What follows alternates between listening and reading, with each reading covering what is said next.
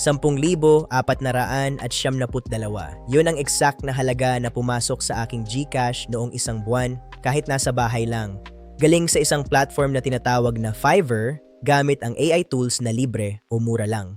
Dahil dito, hindi mo na kailangang malayo sa pamilya para kumita. Hindi ako programmer, hindi ako designer. Estudyante lang ako o tulad ninyong mga kababayang OFW na naghahanap ng side hustle. Kung nagtatanong ka kung kaya mo rin ito, panoorin mo muna ito hanggang dulo dahil ito ay para sa inyo.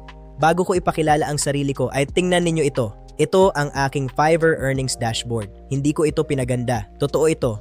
Ako si Kuya Red at sa video na ito, sasamahan ko kayo sa exact na steps para kumita ng 10,000 sa Fiverr gamit ang AI.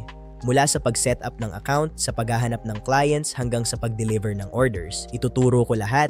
I-subscribe na at i-on ang bell. May bagong video kami tuwing ilang araw, praktikal lang, para sa mga Pilipinong gustong kumita online. Una, para sa mga hindi pa familiar, ano nga ba ang Fiverr?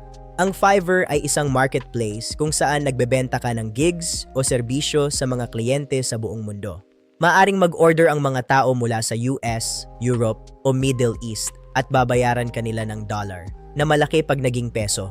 Walang physical na produkto, walang puhunan. Ang kailangan mo lang ay computer at internet. Bakit ito ang pinili ko? 3 dahilan. Una, libre ang mag-sign up. Walang monthly fee. Kumikita ka lang kapag may order ka na.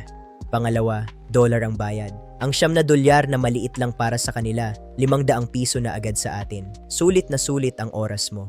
Pangatlo, pwedeng gamitin ang AI. Yung trabahong 3 oras dati, ngayon 30 minuto na lang gamit ang ChatGPT o Canva. Ngayon, ang exact na ginawa ko, step 1, pumili ako ng niche. Nag-focus ako sa AI-assisted blog writing. Ito ang in-demand. Step 2, gumawa ako ng professional na profile. Pinagawa ko sa ChatGPT ang aking bio para sigurado ang quality ng English. Kinuha ko yung output, ni-edit ko ng konti para maging mas ako, tapos nilagay ko na sa aking Fiverr profile. Step 3, nilagyan ko ng keywords ang title, SEO at fast delivery. Ito ang mga hinahanap ng mga buyers sa abroad. Step 4, nag-set ako ng tamang presyo, 500 piso per article. Mura para sa kanila pero malaki na para sa atin bilang panimula. Step 5, nag-focus ako sa reviews. Ang unang 3 orders, ginandahan ko talaga para makakuha ng 5-star ratings. No reviews, no business. Ngayon, ang sekreto, paano ko ginagamit ang AI para mapabilis ang lahat? Ganito ang aking workflow. Ngayon, paano mo iha-handle ang iyong unang client? Crucial ito para sa long-term success mo. Kapag may nag-message, dapat mabilis ka. Ang response time ay nakikita sa iyong profile at mahalaga sa algorithm. Sample reply, "Hi, thank you for the interest. I can definitely help with your project."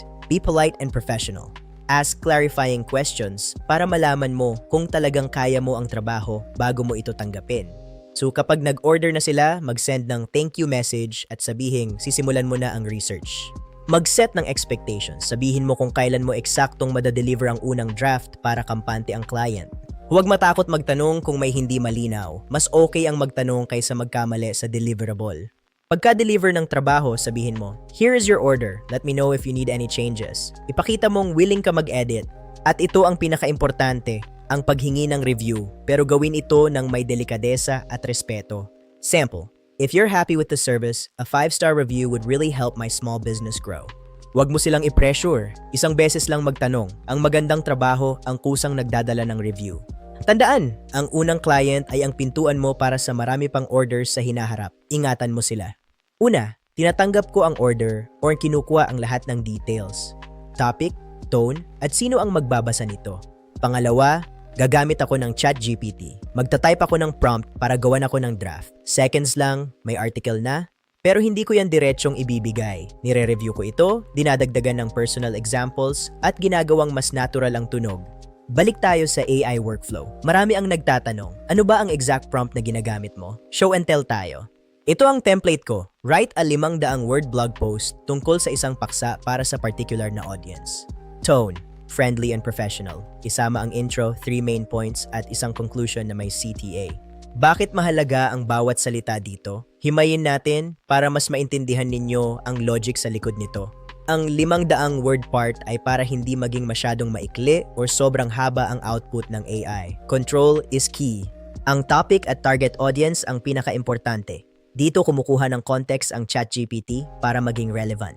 Dapat specific ka. Kung para sa mga nanay ang article, iba ang style kaysa kung para sa mga tech CEOs.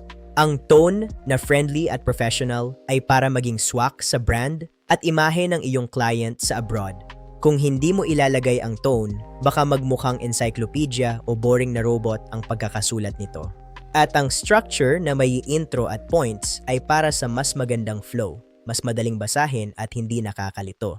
Madaling madigest ng mga tao kapag naka-organisa ang points. This adds massive value to your client's blog. And lastly, ang CTA o Call to Action. Ito ang pinaka-importanting parte para sa business goals ng client.